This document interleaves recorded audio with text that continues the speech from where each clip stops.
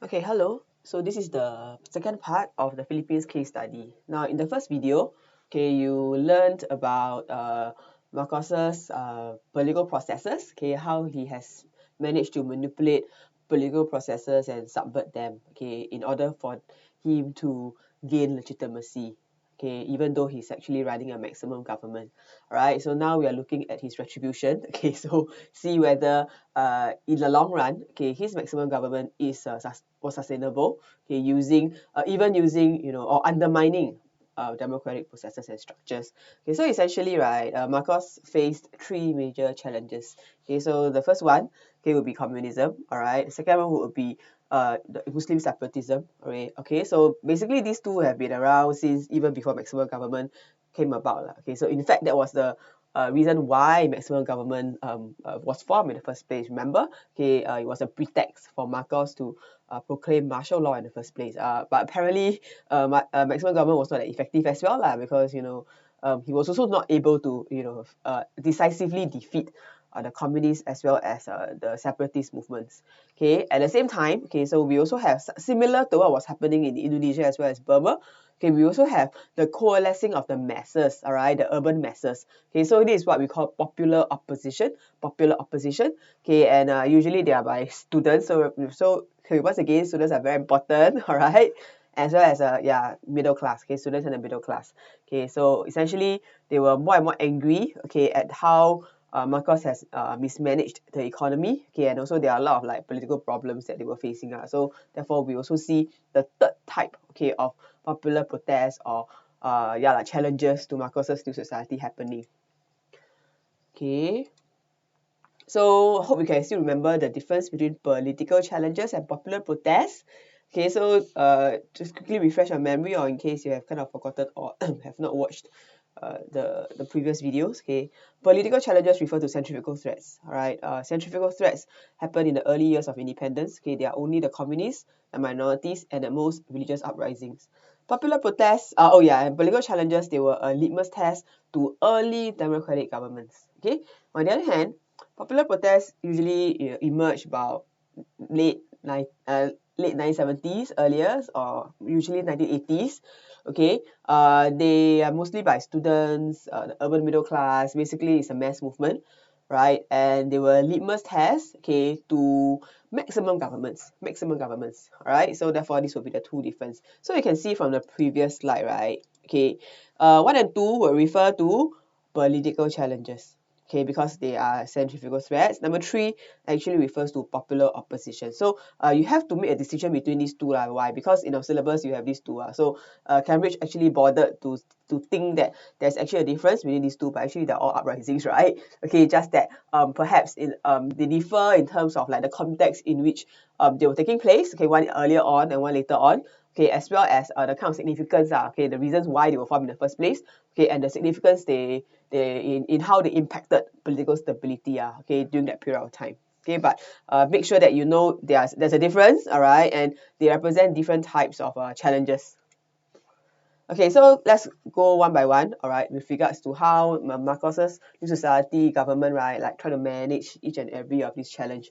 Challenge number one, communism. Okay, so it's led by the MPA, right, and it basically provided an alternative political structure. So why had it grave implications? Just think about it. Communism means what? Means redistribution of land, means collectivization, and what was Philippines known as, all right, land owning class, elite, mass, huge gap between the elite and the masses, right? Okay, so if you are a poor peasant, or and particularly if you are landless, okay, communism would definitely be very attractive to you. Okay, and the land owning class, the rich, the elite, okay, will definitely not want Philippines to fall to communism, right? Okay, so that this will be the grave implications. Okay, the context would be things were not good. So obviously, as what you have learned from a paper one, the communism basically thrived, especially when the circumstances, when conditions were quite unbearable. Okay, whether it's economic or social or even things like natural disasters. Right, so therefore, this would be very fertile grounds, all right, for communism to flourish. Okay, and then the so-called turning point, all right, or the climax, so to speak, okay, will be 1971, the Plaza Miranda bombing, okay, which served as a pretext, okay, for Marcos's proclamation of martial law. Okay, challenge number 2, the Islamic insurgency. Okay, so we have the Muslim South, all right, in Mindanao province, okay, trying to assert independence, all right, from Philippines, okay, which is dominated by Catholics, right.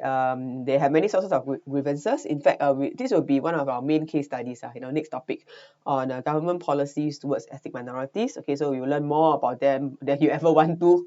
Okay, so you have a lot more details then.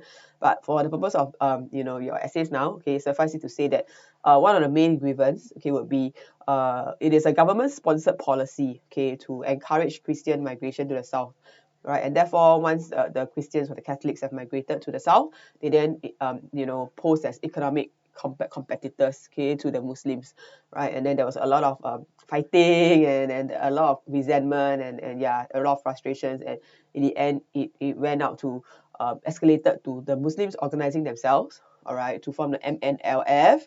And then there was more fighting. And in 1976, Marcos managed to negotiate a ceasefire, okay, with the MNLF, and autonomous status was granted to Mindanao. Okay, so that's why Mindanao is currently known as the ARMM. Okay, so the Autonomous Region of Muslim Mindanao, okay, ARMM. Okay, but that did not really solve the problem, okay, because it was short-lived. Conflict resumed. Okay, in fact, we also see an escalation. Okay, in the sense that there was a radicalization of what the Muslims wanted. So it's no longer just a nationalist cause. Okay, but it became somewhat like a religious cause as well. Right. So they want to set up like an Islamic caliphate. All right, in the area. Okay, so therefore it became a lot more difficult to resolve. Okay, so therefore, Marcos was not able to solve it. Well, not able to decisively defeat them, but still can maintain, can manage, all right, challenge 1 and 2 with the help of the military. So again, this harks back to the earlier part, right? So this justifies, the increasing political importance, okay, and influence of the military. Okay, but what eventually brought about the downfall of Marcos, right, was challenge number 3, popular protests. Okay, so once again, because popular protests, they are the litmus test to maximum governments. Okay, so yeah, maximum governments are very scared of them. Okay, so let's look at this popular protest. Let's start the story. Okay, so 1980s, well, until 1980s, it seemed as if, the maximum government structure, all right, that was painstakingly built by Marcos seemed to be very secure, okay, impregnable, and beyond challenge. So even when Marcos' dad lifted martial law in 1981, remember, he came out with his, again, another fake elections. All right, he managed to retain power, he managed to justify his hold on power, he managed to claim legitimacy. Okay, so therefore, yeah, it's as if he'll be in power forever, right? So therefore, it was therefore a significant event when there was the Essa Revolution in February 1986. February 1986, the wife of Senator Bernardino Aquino, okay, remember the one who was arrested, exiled in the earlier video, okay, so apparently he was slain, okay, so he was murdered, okay, and then his widow, all right, began to mount a political challenge against Marcos, okay, and was able to overthrow Marcos in a peaceful and so-called bloodless revolution. Yep, so that's how it looks like. All right, so that's what people's power looks like. All right, just want to show you like, these military tanks. I don't think they are there to like, steamroll over the people lah. But you can see that they are there as they are there to lend support. Okay, the military meant there to lend support to the people. Okay, so therefore, in this Essa Revolution, right, some factions of the military actually defected, right, and they joined in the revolution as well. Okay, and this is the Corazon Aquino, okay, who would be the next president after Marcos. Okay, so what happened? How come, this thing happened to Marcos? Well, he made some mistakes, right? So firstly, he cannot really justify like how come he can maintain martial law forever, all right? Because he was still not able to, suppress the communists, the New People's Army, okay, even after martial law was declared. So it kind of defeats the purpose, right? Because you declared martial law because of there's a communist insurgency, and even after you have declared it, martial law was still not able to suppress it. So therefore, this suggests that martial law was kind of redundant. Okay, the powerful Catholic Church, so therefore it's a very important source of influence, all right, in the Philippines. Okay, they also didn't like how Marcos was kind of abusing the system, okay, especially with the heavy-handed tactics that we have also discussed earlier on, right? And they also withdrew their support because it's morally wrong, right? So obviously the Catholic Church cannot support Marcos, and of course Marcos was also very corrupt, okay, in terms of crony capitalism. And the last straw, okay, was that he was so, I'm not sure, like, yeah, paranoid, okay, insecure, okay, that he simply had to really kill, exterminate every political rival or potential political rival. So Bernardino Aquino came back. All right, was allowed to come back to the Philippines. He was still at the airport, you know. He just barely touched down. He just walked down from the aeroplane only, you know. So it's just the stairs, right? Just walked down only, literally there, and he was assassinated. Okay, the person who assassinated Aquino was immediately shot dead, okay, by the security forces. Okay, but it's widely known that the assassinator was actually appointed and sent by Marcos. Okay, so therefore, yeah, you can see how this political rival, all right, was also killed by Marcos. Okay, so everyone was so outraged, right? Because they thought that, you know, Bernardino Aquino would be like their savior, okay, come back to save them from Marcos's clenches, right? So therefore, I was very angry, okay, that his widow Corazon Aquino, right, was able to capitalize and on this anger, right, to mobilize a mass political movement against Marcos. Okay, and then so therefore there was a mass movement. There's a lot of instability, right? So Marcos quickly mentioned that he was going to have hold the presidential elections, all right, to regain some sort of political legitimacy. So in a sense, yeah, he did know how to use, you know, the political machinery, okay, the democratic structure and processes, okay, to help him gain some legitimacy. Just that he just subverted it all the time, okay. And Marcos fully expected to win the election because remember he basically just played the game, right? Okay, and but what happened was that Cardinal Sin, okay, Cardinal Sin was the Archbishop of the Catholic Church in Philippines, so he was a leader of the Catholic Church, right? So he played a very important role here. Okay, so in a sense, you can see that the influence of the Catholic Church, all right, such that they could even be like kingmakers in a sense, all right. So arrange for this opposition alliance, all right, trying to forge together a group of people, okay, who would be a worthy contenders, okay, against Marcos. So therefore, in this election, Cardinal Sin arranged for this alliance of Corazon Aquino. So he convinced his Aquino's widow, okay, to run for president, and Salvador Laurel, okay, to run for vice president. So they had a pair, okay, and now Aquino has emerged as a national symbol of opposition to the authoritarian Marcos regime. So he was seen as hailed as a hero or whatever. Okay. Yep, so that was the presidential elections. Okay, and that's Cardinal Sin. All right, so these would be the contenders. Okay, and this is what would be at stake. Okay, so in these 1986 elections, all right, there was this so-called NGO, okay, the National Movement for Free Elections, all right, so it's neutral party, showed Aquino winning by almost 800,000 votes. Okay, but when the government, who obviously are not very good in counting, all right, when the government showed their tally, okay, it said that Marcos won by almost 1.6 million votes. All right, yeah, the Catholic Bishops' Conference of the Philippines and even the United States Senate condemned the elections, all right, saying that it was a fraud unparalleled in history. I mean, yeah, to have elections say that it is like so fraudulent that it's unparalleled in history, right? It must be like, you know, record breaking. Okay, yeah, and it was fatally flawed. So therefore, Marcos's claim of victory rang hollow. It's like too obvious already. It's cheating is like too obvious. Cannot take it already. Okay, so I won. There's like, yeah. So we have like both groups claiming that they won, right?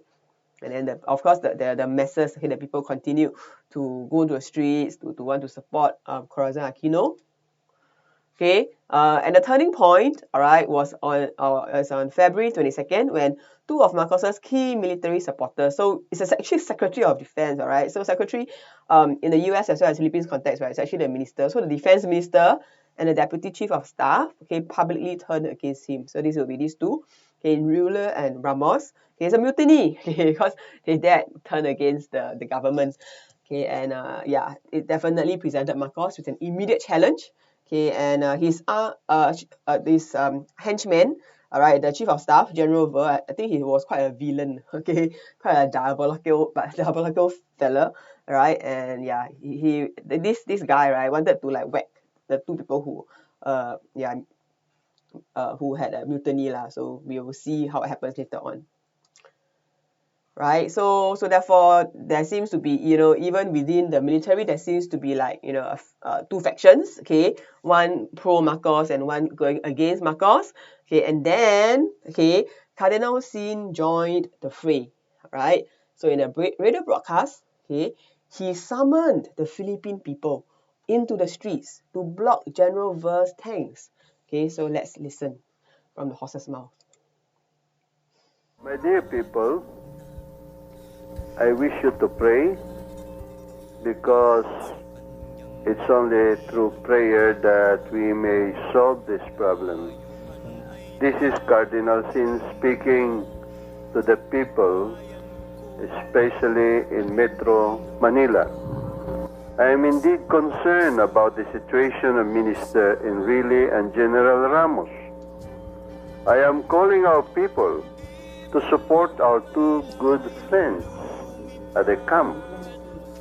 If any of you could be around at Camp Aguinaldo to show your solidarity and your support in this very crucial period when our two good friends have shown their idealism. I would be very happy if you could support them now.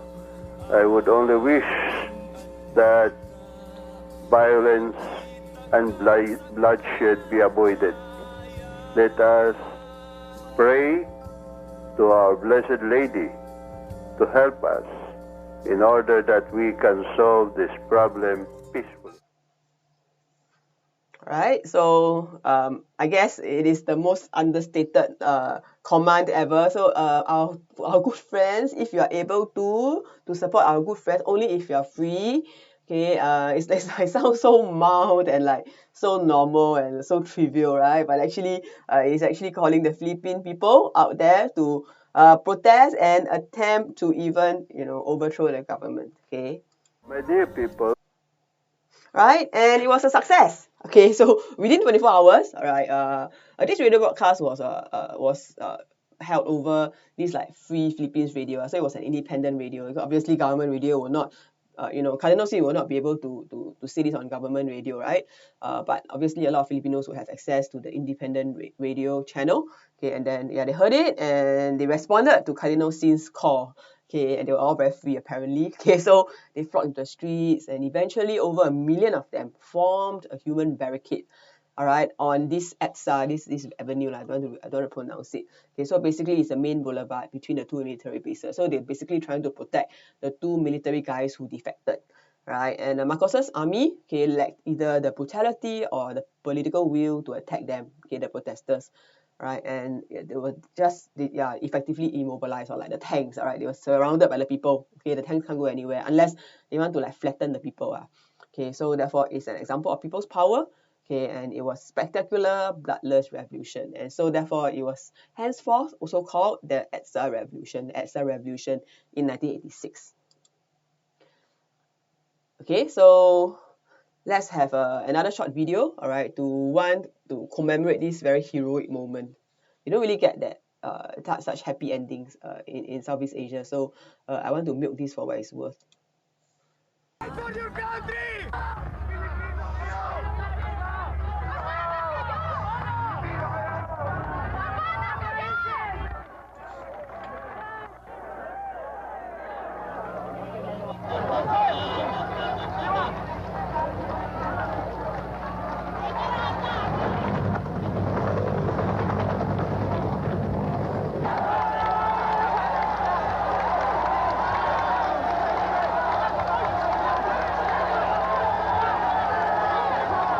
Radio station, Cardinal Sin called on the population to support the mutiny. my dear people, this is a very critical time for our country. You spoke as a people in the last election.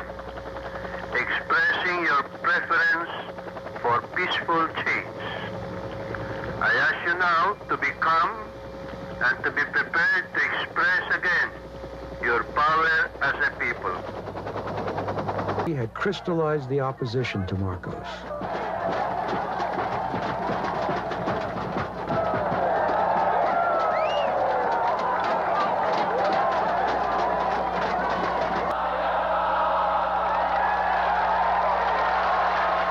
There was no way for the crowds to know whether Marcos's forces would shoot, but they remained in the streets day and night.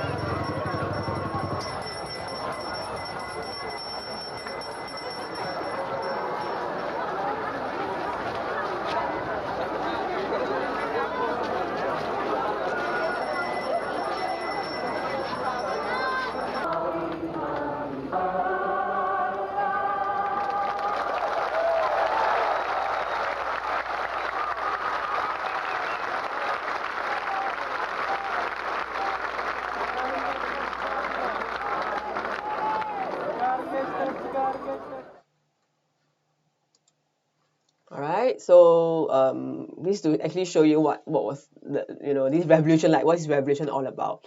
Okay, so they were made up of just very common folks like you and me.